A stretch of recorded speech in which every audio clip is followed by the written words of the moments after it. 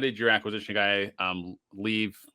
And then also, how does your onboarding and training look? Yeah, so that's something that we're sharpening all the time, right? And so let's rewind back to why he left. Yeah, you can't really guarantee why somebody leaves. A lot of times, the answers they give you are, I think, fluff, or maybe they're Mhm. just bored. Depending, everybody's answers and reasons are different for why they don't want to do what they're doing.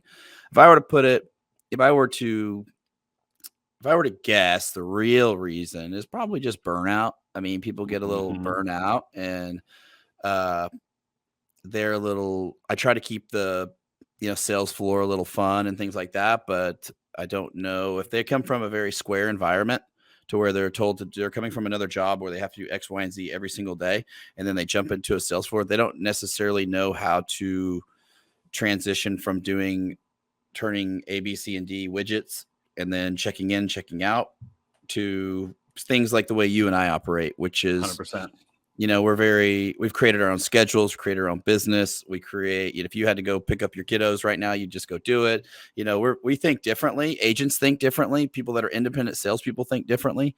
And I see people that come from a plug and play type employee coming into the sales team. They get burnt out because they mentally think that they can't have fun or anything like that. I guess that's kind of how we're Mm. programmed from school, right? But that's my guess. Just burnout. Oh, absolutely.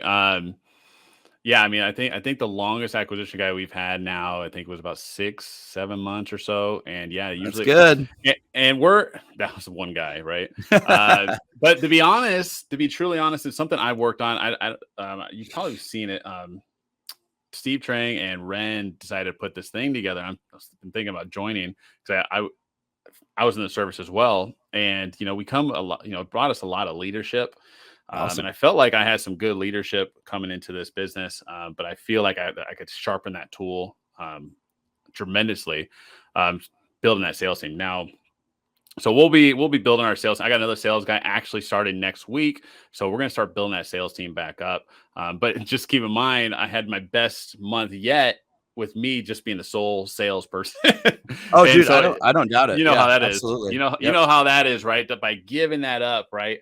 And I try my best not to micromanage when it comes to sales. And I love that your guys' structure with you and your wife sounds like you're the visionary. Your wife's possibly the integrator. It's kind of we have the same thing. My wife She's probably handles. like a forced integrator. I don't know if she enjoys that, but It's the same, right? It's the same. yeah, yeah. My wife is crushing it. She handles the operation sides with our TC Dispo, and a lot of all of our VA stuff. But when it comes to sales, Yeah. it's hard to keep that team. Like our operation side, they stay, right? They stay and they're doing their thing. Oh, But yeah. man, when it comes to sales, it's tough. Well, yeah, I mean, going back to our training and onboarding. So we've had a few people run through here before that. I've had two others prior to this, and I didn't have any onboarding really for them. And that's one thing that I've learned really well from CG and from other entrepreneurs in general and in this space. And so we do like a 3-day onboarding now. And so I just segment it out, and we'll do like the PowerPoints. We'll walk through everything, and I don't let them touch the phones until the fourth or third, or at the end of the third day with me. Mm, And so that's been super helpful. And I help, and because, you have some people that come, especially like the ones now, they come from never having any real estate experience at all. right. And so they don't even have bad habits to have because they have no clue what they're saying for the most part. And they need to really understand what they're saying in order to hit these objections and things like that. And it's kind of weird when you're training people, and you can correct me if you feel different, but in this space on an acquisition side, you want them to follow the script for the most part until they learn Mhm. the script. And then now you need them to pivot and act like a human again. And so, you Dude, you know, hit it on the head. You hit it on the head there.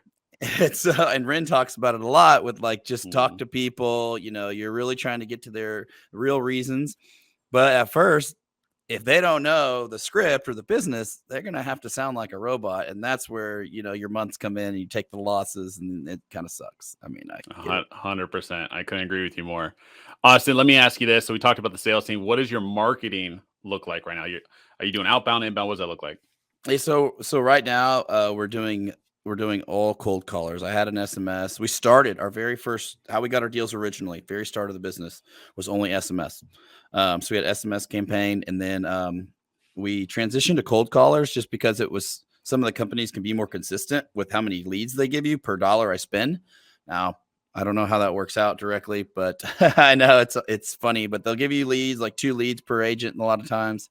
And so I went that route because I felt it was more consistent. Even if the lead was a bunk lead, I just knew what to expect. It was measurable for me.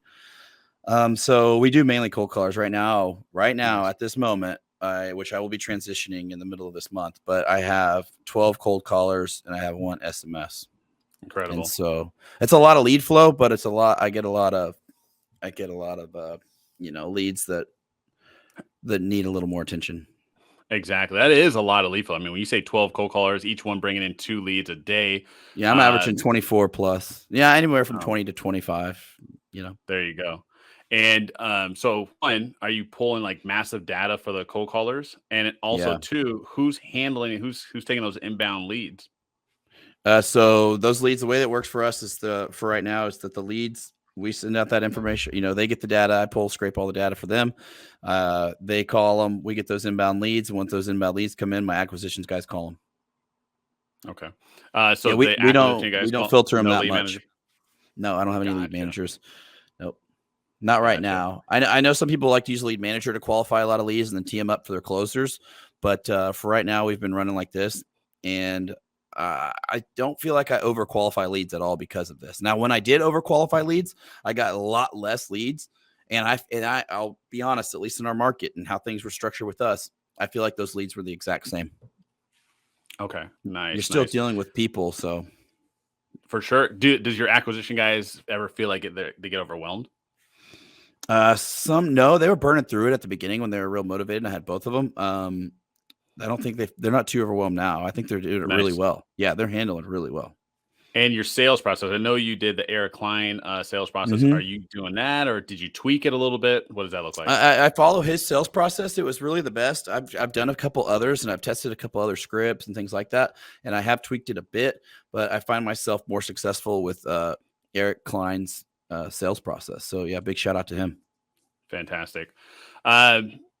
Let me ask you this, Austin. Right now, what is your biggest struggle? Oh, also before we get to that, the marketing. Remember when I was telling you about when I did the presentation on SMS marketing back in CG?